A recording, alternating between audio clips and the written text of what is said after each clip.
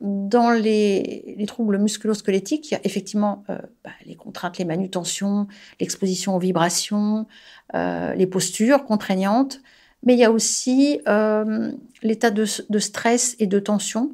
On sait qu'un salarié, qui va être bien détendu, qui va avoir un bien-être, au travail, bien-être dans sa vie personnelle, il sera moins, sensible justement au développement de troubles musculo-squelettiques. Emmanuelle Brichet est médecin du travail et médecin conseil de l'OPP-BTP. Elle observe depuis 20 ans les salariés du BTP et elle partage ici ses constats de terrain. La douleur fait partie du métier dans l'esprit des compagnons. Et le docteur Brichet constate qu'ils ne s'en plaignent pas, ou alors pas assez. Pourtant, les troubles musculo-squelettiques ont souvent des conséquences sur leur vie professionnelle et personnelle. Pire, les salariés de plus de 50 ans sont les plus impactés par les inaptitudes, ce qui peut les fragiliser socialement et économiquement en fin de carrière. Il est pourtant possible d'agir à différents niveaux, selon le docteur Brichet, très impliqué dans la prévention. Voici ses conseils pour les salariés et les entreprises du BTP. Mon chantier en sécurité, un podcast réalisé par Prévention BTP.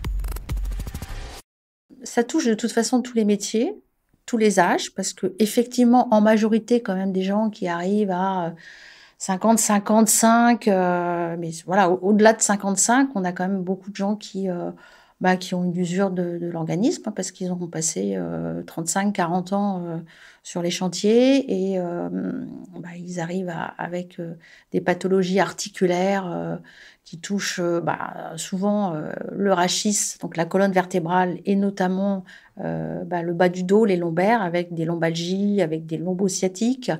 On voit apparaître, moi je trouve, depuis quelques années, un peu plus de pathologies aussi cervicales avec des hernies discales cervicales qui sont invalidantes qui vont avoir un impact sur les membres supérieurs. Et les membres supérieurs étant aussi l'outil de travail des salariés du BTP, puisque c'est un travail manuel, donc forcément on a besoin de ces deux bras, de ces deux mains. On a beaucoup aussi de pathologies d'épaule. Alors au début, on disait c'était plus le peintre avec les gestes effectivement du rouleau ou d'enduire des murs, mais ça touche aussi tous les métiers. Donc pas mal de pathologies épaules. Et puis on a aussi les épicondylites, donc les coudes, le canal carpien bien sûr sur les poignets. Et vous, les troubles musculo-squelettiques, ça vous parle ? Alors après, tous les âges, effectivement, donc on parlait des plus de 55 ans, mais on a aussi des gens jeunes qui, dès 30, 35 ans, peuvent voir apparaître certaines pathologies. Et donc là, avec ces personnes-là, on va les suivre quand même un petit peu plus près, parce que l'idée, c'est d'agir le plus en amont possible pour éviter, ça c'est nos missions de médecins du travail, éviter l'altération de la santé des travailleurs. Et le mieux, c'est si effectivement, alors on ne va pas se précipiter à la petite première alerte, mais si on voit qu'il y a des choses quand même qui se répètent, on essaye d'échanger avec les salariés et puis de voir s'il n'est pas opportun de faire un reclassement professionnel quand on est encore avec des capacités, plutôt que d'arriver à 50 ans complètement cassé. C'est plus difficile de se reclasser dans un autre métier à 50 ans, quand on a déjà fait ce métier-là pendant un certain nombre d'années, et puis qu'on est un petit peu abîmé, quoi. Quelles sont les conséquences des TMS sur la vie professionnelle et personnelle ? En fait, je dirais que quel que soit l'âge du salarié et quelle que soit la pathologie, ça a bien sûr des conséquences sur sa vie professionnelle, mais sa vie personnelle, bien sûr, sa vie quotidienne de tous les jours. Parce que, par exemple, si on a un problème de dos, moi j'ai des salariés qui sont en arrêt et qui me disent je peux rien faire à la maison, je peux même pas donner un coup de main à ma femme pour passer l'aspirateur. J'ai essayé de passer la tondeuse, mais j'y arrive pas, ou je fais 1 heure et je suis obligée de m'arrêter. Et puis on a des salariés qui sont aussi très peinés parce que ce soit le dos ou les membres supérieurs, qui me disent oui, j'ai mon fils ou ma fille qui a 1 an, qui a 18 mois, je peux même pas le porter. Donc on comprend un petit peu l'impact de ces pathologies dans la vie professionnelle et extra-professionnelle. Quels conseils donnez-vous aux salariés du BTP concernant les TMS ? J'insiste sur la nécessité, effectivement, d'avoir une activité sportive pour développer la musculature. Alors, bon, on parle des lombalgies parce que ça, c'est 80% quand même des gens du bâtiment qui reconnaissent avoir de temps en temps des douleurs dans le dos. Donc, j'insiste sur le fait de bien travailler la musculature, non pas travailler avec une ceinture lombaire sur le poste de travail, mais de se fabriquer une ceinture musculaire en développant les abdominaux, les paravertébraux, en faisant du renfort musculaire, du gainage, en n'hésitant pas à demander des séances de kiné et avoir des conseils de kiné juste au début et après faire des exercices d'entretien à la maison. Mais voilà, j'insiste sur cette importance du travail musculaire, parce que beaucoup de salariés me disent, quand je pose la question, est-ce que vous faites du sport? Ah bah oui, avec mon métier, je fais du sport. Et je les reprends en leur disant, oui, vous faites du physique, mais c'est pas du sport. Donc du coup, là, je dévie, je leur explique un petit peu ce qu'il faut faire et un peu comment travailler. Que dites-vous aux employeurs et que peuvent-ils mettre en place pour soulager les douleurs de leurs salariés? Alors, il y a des entreprises qui sont bien au fait du problème et qui sont en recherche de solutions.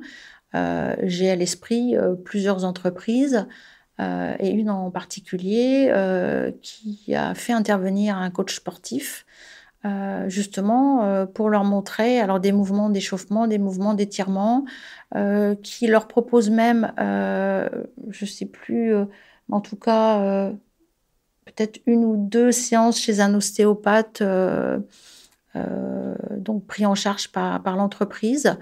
Et donc, voilà, il y a des entreprises comme ça qui sont bien conscientes de cette nécessité de travailler sur la musculature et donc qui proposent aussi des solutions à leurs salariés.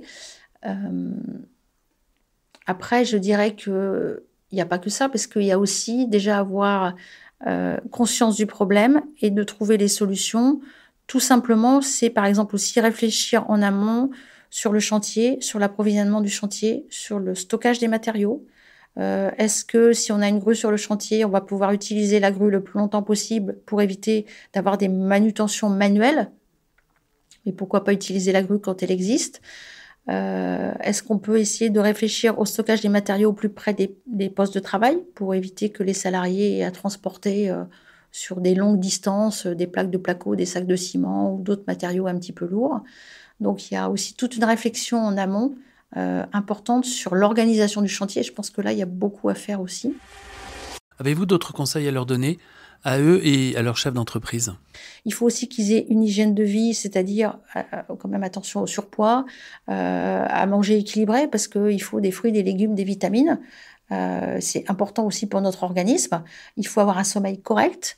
Il faut éviter des consommations de toxiques, de stupéfiants, de différents produits qui sont plutôt nocifs pour l'organisme. Donc l'importance d'une hygiène de vie globale, dès le début jusqu'à la fin de la carrière. Et puis, au niveau de l'entreprise, essayer de tout mettre en œuvre. Donc, ce que je disais tout à l'heure sur l'organisation en amont sur les chantiers, sur qu'est-ce que je peux investir ou acheter comme matériel qui va pouvoir soulager physiquement mes salariés, parce qu'il y a quand même des tas de choses qui se font, et il y a aussi des tas d'aides qui sont possibles pour pouvoir acquérir du matériel. Et puis, je pense que quand on acquiert du matériel comme ça, certes, il y a un coût, un investissement au départ, mais on va le retrouver puisqu'on aura moins d'arrêts maladie, on aura moins de maladies professionnelles, moins d'accidents de travail. Donc, au final, je pense que c'est plutôt positif, bénéfique pour l'entreprise. Donc, sur la vie personnelle, l'entreprise ne peut rien. Par contre, sur la vie professionnelle, l'entreprise peut essayer aussi de développer un bien-être, d'être à l'écoute de ses salariés, de leur donner tous les matériels adaptés, d'investir sur des matériels et matériaux qui permettront plus de prévention. Fort de ces constats, que dites-vous en conclusion au sujet des TMS? Il faut valoriser ces métiers du BTP qui sont quand même des métiers magnifiques, et les salariés disent bien quand ils ont fait un chantier, ils sont fiers après de la réalisation qu'ils ont pu en faire, donc il faut les valoriser. Et puis, il faut réfléchir sur ce qu'on peut faire de nos seniors pour pas les laisser partir après 40 ans ou 44 ans de bons et loyaux services, les laisser partir usés, abîmés, dans des situations financières un petit peu chaotiques. Donc maintenant, il faut tout faire pour qu'ils soient en meilleur état possible, pour aller jusqu'à la retraite, mais profiter après aussi. Parce que c'est pas le tout d'arriver à la retraite, faut pouvoir en profiter après aussi, un petit peu quand même, pouvoir pas être complètement cassé et voilà, profiter un petit peu de la vie. Donc voilà, je pense qu'il va falloir être imaginatif de ce qu'on peut créer comme poste pour des seniors dans le bâtiment. Mon chantier en sécurité, un podcast réalisé par Prévention BTP. L'OPP-BTP, c'est l'organisme professionnel de prévention du BTP. Paritaire, il est placé sous la tutelle du ministre en charge du Travail. Il aide les entreprises du BTP à faire évoluer leurs pratiques afin de prévenir les accidents du travail et les maladies professionnelles.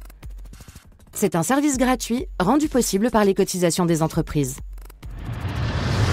Retrouvez nos 6 épisodes sur toutes les plateformes de podcast et sur le site Prévention BTP.